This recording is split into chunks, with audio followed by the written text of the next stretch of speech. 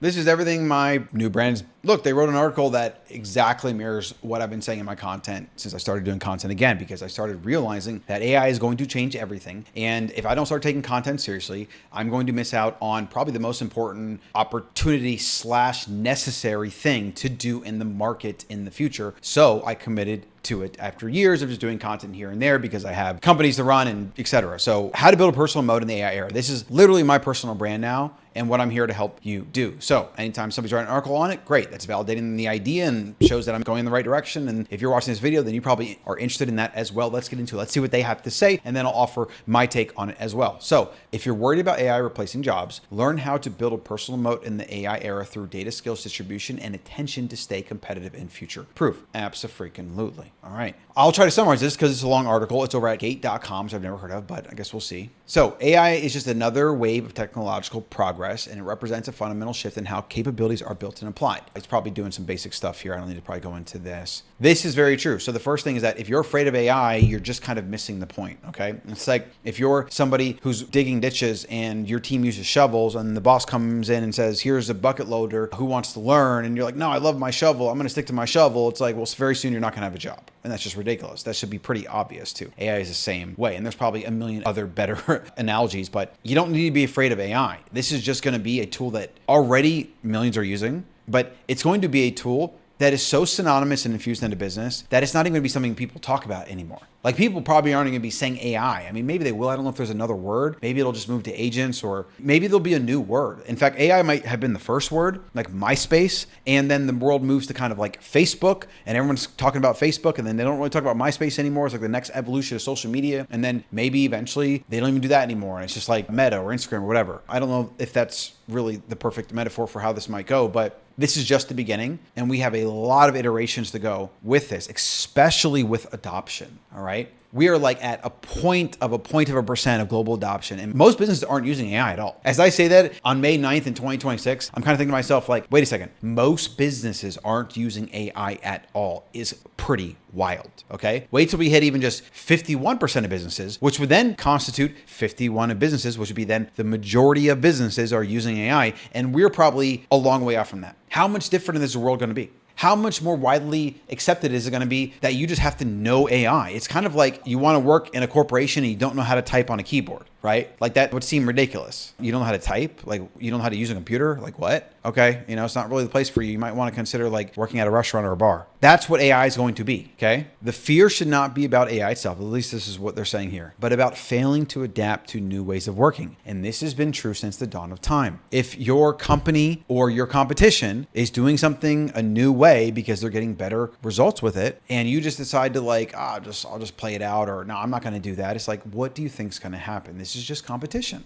And this happens all the time. This will never stop. Business is competitive, just like nature. Nature's competitive. The weak dies off. The constant fight for survival is a constant, or it's never going to stop, okay? So this is really what the real risk is like that you become replaceable. So this is also why I tell people pretty much in every video is that the simple way to not become replaceable in a world where this new technology is coming in to try to actually replace a lot of the work itself, not necessarily the people, but a lot of times the people in the work are kind of like this. You want to actually separate that. You want to be a human that's valuable for your judgment, your tastes, your connections, your ability to make content, to think, etc. And then you want the tasks themselves to kind of be open. Like maybe you do those tasks. Maybe you send some cold emails one time, but now you have an agent that does that. Okay, great. But you need to still think about like the deals themselves, and you need to hop on the calls to talk about the people. Like you want the human element as much as possibly part of your job. That's how you become irreplaceable. And then that's how you take AI and you supercharge what you do. I have this theory of a 100x entrepreneur. In Silicon Valley, there's this concept of the 100x engineer.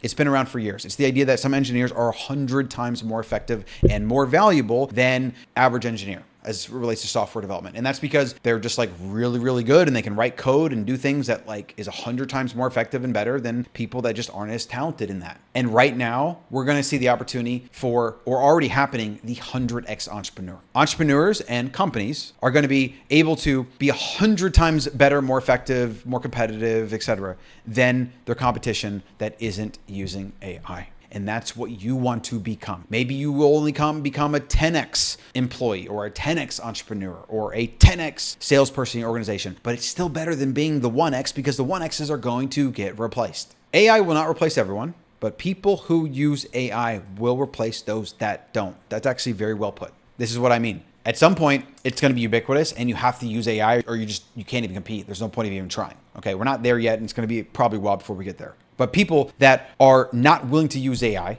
versus people that are, the disparity every single day, it's going to be an exponential differential, okay? It's not going to be just like linear, like you're like 2x better, 5x. It's every single day that you use AI, you build better products and services, better workflows, better automations, better code. Like you do more, better, faster. That allows you to then do more, better, faster on top of that. That is what you get from exponential growth. So the people that are kind of just like doing the like 5% a year, getting a little bit better, whatever, or 1% a year, you're going to be doing this. They're going to be kind of going like this and you're going to be going like this. That's what exponential is. It's the hockey stick graph. Right? They're going like this way and you're going up here. Okay. Exponential. And let me tell you, you want to ride exponents. You want to be a part of exponents. You don't want to be watching exponents. I won't go on and on here because you can read this and you can see a bunch of other videos on my channel, but here's a few kind of core capabilities they're saying to build a personal moat. So personal data assets, which is your experiences, your knowledge, your outputs, things you've built. Okay. This is going to be your skills. This is going to be all, but also your skills like that are outside of AI. Like maybe you wrote a play, maybe you screenwrite, maybe you write a blog. It doesn't have to just be AI. It could just be any creative pursuit, anything that you've done or built. Maybe you've contributed code the good old-fashioned coding way to open source projects. Maybe you built an app that wasn't vibe coding. Maybe you built an app that was vibe coding. It's all going to be good, but it's all going to be part of kind of the new CV, which is going to be, what have you done? Like, show me your work. Show me what you built. Did you make content? Did you do a campaign? What's your personal brand website? Have you built apps? Like, you're going to have to show employers something. If you're just somebody who's like, I'm just a human and I'm willing to like work and learn, like, okay, sure, that's like entry level. Absolutely. But if you want a high paying job, it's going to be not what degree you got, but what have you done? In fact, now when I hire people, because I've learned this the hard way, I don't hire generalists. I pretty much don't hire generalists anymore. It's all specialists. So if you want to do content, what type of content? Show me accounts you've run. Show me the most viral piece of content you've ever made. Let me see it. Don't just tell me. Don't tell me you did stuff. Show me the data. Otherwise, you know, the offer is like, maybe they'll let you in on a training basis or a trial basis and you can learn, you can use our workflows. Yeah, I'm open to that, but you're definitely not going to have negotiation power if you can't show me what you've done. And for those that have shown me that they ran this campaign, or maybe they had their own brand, they started their own apparel brand or tallow brand, or like, there's just a million examples here of some actual examples I've seen of people that I've hired. And like those people are going to be able to command a premium. They're going to have leverage to negotiate. People that don't, entry level. AI utilization skills, yes. The ability to effectively use AI and discuss it, okay? Distribution capability. Now, this is really where the world's coming. Distribution is going to be everything because when everybody can build apps, how do you get people to the apps? Or not even just app, but like when you can build anything, apps, websites, you can start an agency. Like when you have the ability to do that, how are you going to stand out from everybody else that's trying to offer and sell the same thing, right? Having the ability to distribute, to get eyeballs, usually related to your personal brand, but not always. Maybe you're just really good at cold email. Maybe you're really good at Facebook ads. Maybe you're really good at writing scripts and then hiring creators and then they do the video and that brings in views. Distribution is going to become like one of those epic skills, right? And again, if you actually think about how this is going to play out, everything else is going to be commoditized. It's going to be one click, but distribution is still a thing that you have to kind of maneuver and try and test and experiment. And there's definitely a skill to it. You're not going to have like Claude that's just going to like say, oh, I'll get you 1 million views. Like that's just not the world we live in. So there's always going to be effort, proof of work, energy expenditure that has to go in to getting distribution. And I just think it's going to be a very, very high value skill for a very long period of time. Okay. A few more here: attention management, cognitive framework, like, which I guess is a fancy way of saying, can you actually think? Because AI is unfortunately still only as good as its user. It is what it is, you know?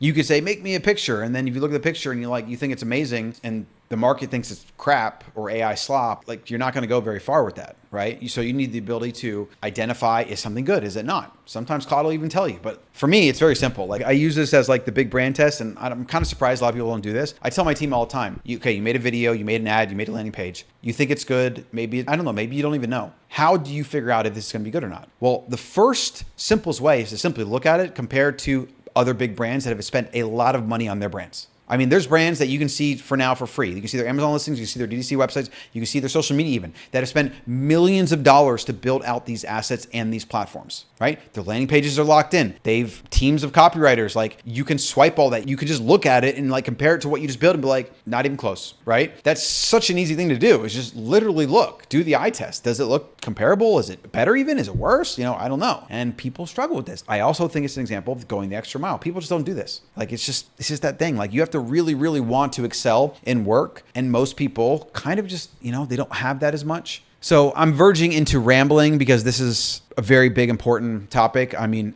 my entire personal brand is based on this exact idea. In fact, I literally tell people, and I'm gonna tell you right now, go get my free Substack for ways to help you build a personal moat in the AI age. I don't say era, I usually say AI age or AI future. Betterhumans.substack.com to help you do exactly this. And then this article's got some, good stuff in here, gate.com if necessary. Like and subscribe, and I'll see you in the next one.